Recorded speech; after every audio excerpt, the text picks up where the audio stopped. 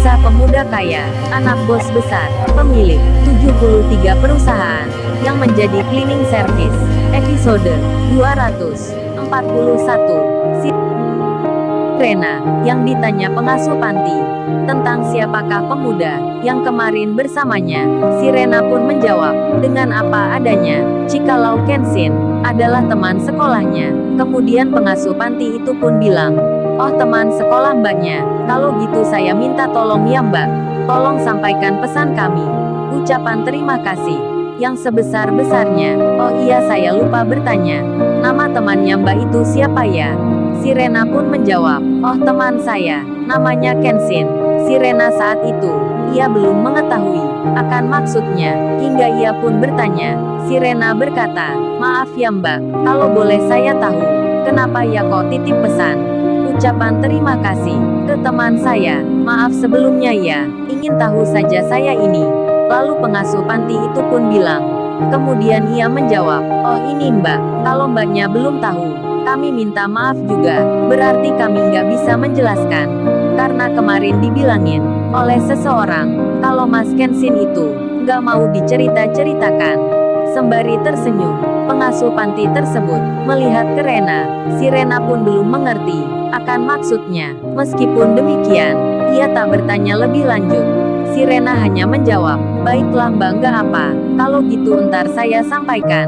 Kemudian, setelah beberapa saat, pembicaraan mereka pun telah selesai. Si Rena berpamitan, ia kembali lagi menuju ke restoran. Sementara, Kenshin, yang baru dibicarakan itu, saat ini dirinya, yang bersama Iwan, beserta Ririn pula, masuk ke dalam restoran, sedang memesan makanan.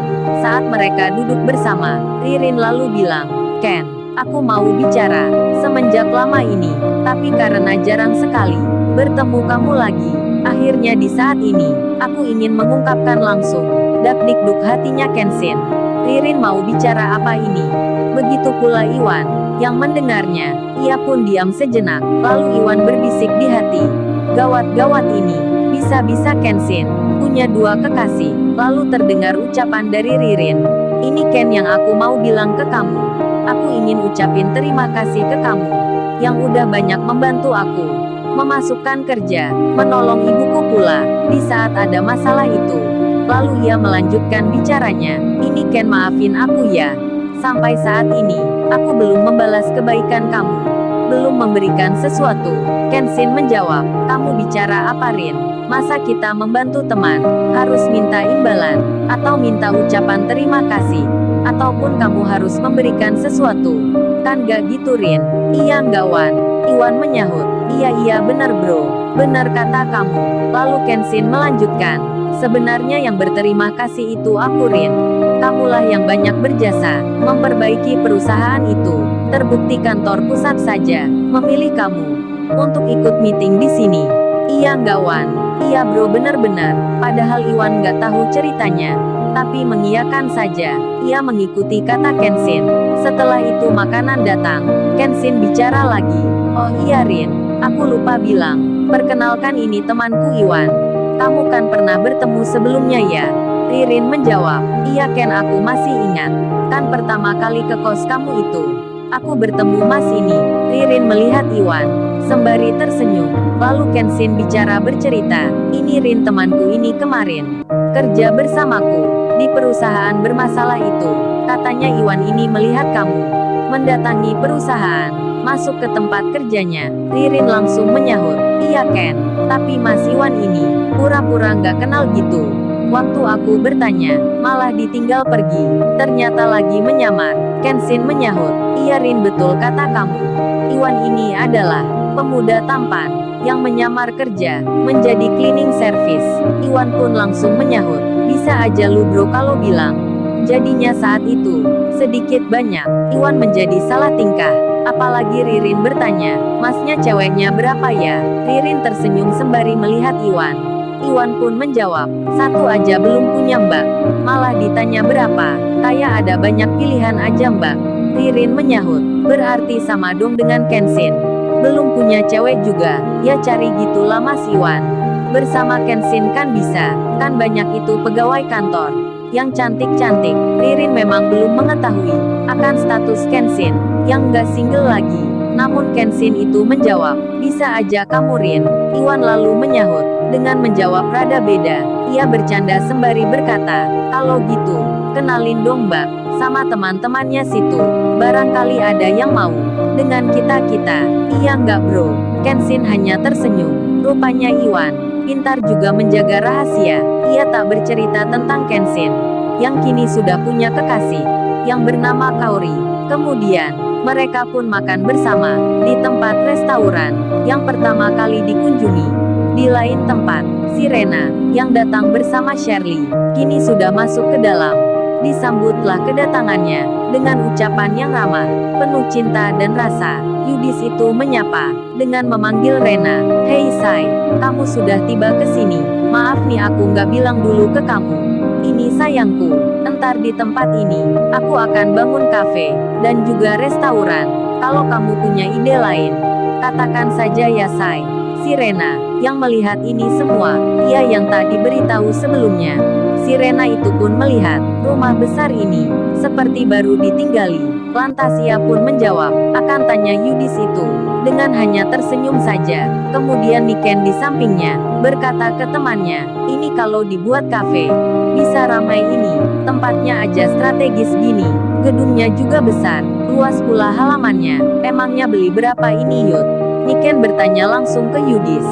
Yudis pun menjawab, adalah itu Niken, tapi yang pasti mahal. Ini entar tak hanya kafe saja, kita juga pikirkan usaha lain.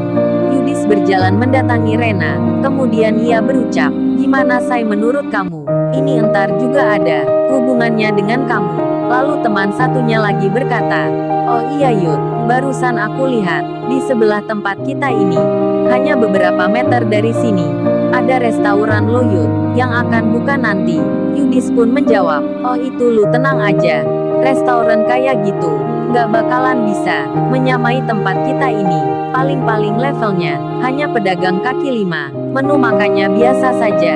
Kalau kita nanti kan beda, kita ambil chef juru masak, bartender peracik minuman, dan juga lainnya, yang punya pengalaman, punya nama dan berkelas.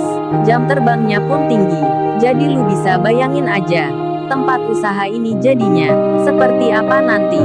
Kalau perlu kita undang selebritis mempromosikan tempat ini. Iya nggak Sai? Yudis bicara ke Rena. Si Rena pun hanya tersenyum saja. Ia belum bicara mengenai hal ini. Lalu mereka semua melihat-lihat ruangan, memfoto-foto kamar yang nanti akan dibongkar. Di sela itu si Rena memandang ada foto anak-anak yang terpampang di dinding, bertuliskan kalimat, kami bahagia bersama, meskipun tak punya orang tua.